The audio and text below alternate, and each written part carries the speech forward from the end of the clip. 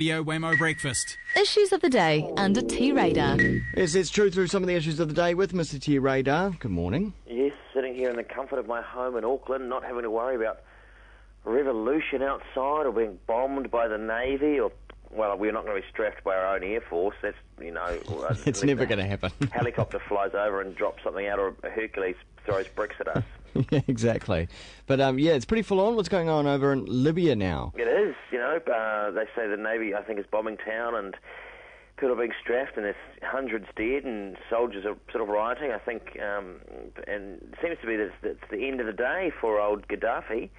I think ambassadors have quit and various tribal groups have pledged allegiance to the opposition. Incredible, really, isn't it? All of these, I guess, sort of revolutions occurring within the space of a couple of weeks.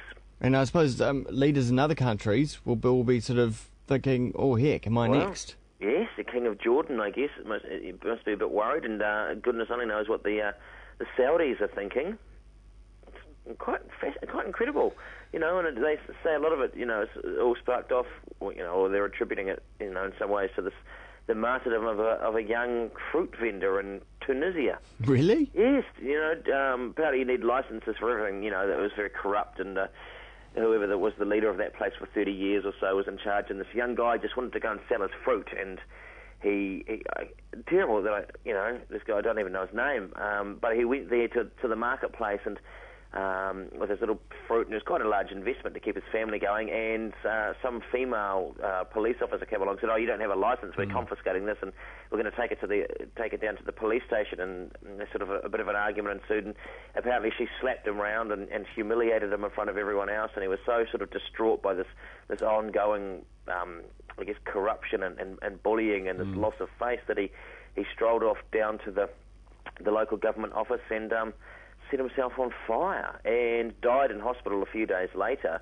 and they said that his death, his martyrdom, was the spark that lit the fire in Tunisia, so to speak. Wow. And then from there it sort of followed on through all the other places. Yeah.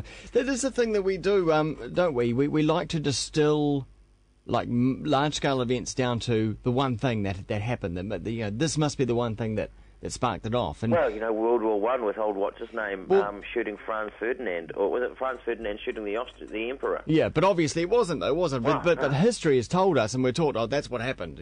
But really, I mean, there were so many other things going on at the same time. Absolutely. And then looking at this, there's still a couple of folks overseas saying, oh, it had nothing to do with Facebook and Twitter, that was just a part of it. But, if you have a look at how they played their role, in fact, I think there was someone in Egypt who's recently named their newborn child Facebook in honour of the role that the social networking site has played in the revolution. Poor child. Yeah. Yes. But, you are right, and it is these younger generations who are connected more than any other generation and have some knowledge about the wider sort of what's going on and pushing on the older generation, I suppose. Yes, I guess, if you're in some small town or small city, in the past it was probably either too dangerous to meet people, of like-minded thing, but you can go online and suddenly you can realise that there are people out there who think like you do, and you can, form groups, and from there how sort of, I guess, mini empires have crumbled. So what are your thoughts on where all this is going, T-Radar? Look, I really don't know. Every day there's something else happening, and so whether the big thing, I guess, will be to see whether or not democracy ensues in the way that we know it. These places have been run by autocratic dictators for 30 years or so in some places. Will the military take over? Will there be a military dictatorship of strong men? Because they do tend to be countries run by strong men, and exclusively, I think, men, other than the wives who seem to pilfer everything. I think it was at Tunisia or somewhere like that. Apparently the guy's wife took $30 billion worth of gold out of the country and they fled to their bolt holes and wherever it is that they go. And they don't want to give up this power, do they? No. And you think, why not just sort of, you've rorted the country, you've stripped it of its wealth, you've had a pretty good run.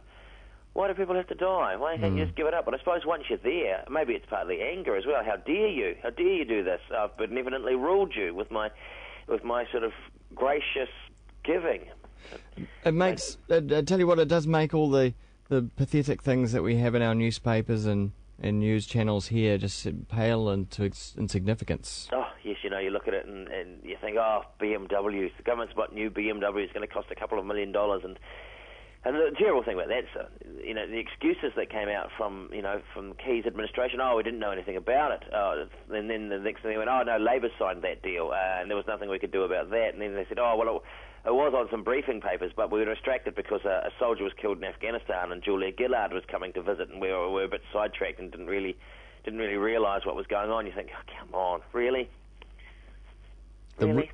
The real important stuff, though, is in how many fries are in your super size. Yes, you know, I don't have a copy of the actual printed on paper Herald these days because I read it online for free, which doesn't do much for their bottom line. But it would be interesting to see in the paper today quite where the story fits. There was a student who said that he didn't think he was getting his value for money with his upscaled McDonald's fries, and so he did a scientific study and bought 3 medium and three large fries, counted them, and said that on average he was only getting 14 more French fries in a large serving of fries. And in fact, in one of them, he only got 1 more chip on average than the medium. Outrageous. And this warranted quite a large story in the newspaper. And of course, you know, McDonald's has had to come and say, oh, well, you know, we have these criteria, and whether or not they're met, there's not much we can do about that. Terrible. Revolution at McDonald's, then? Revolution. I'm not sure there'll be a revolution. There may just be some... Look, the funniest one I've heard is some college student in America. He went into a McDonald's over there, and he placed his masculinity on the counter in front of the serving person and said, I want to go large.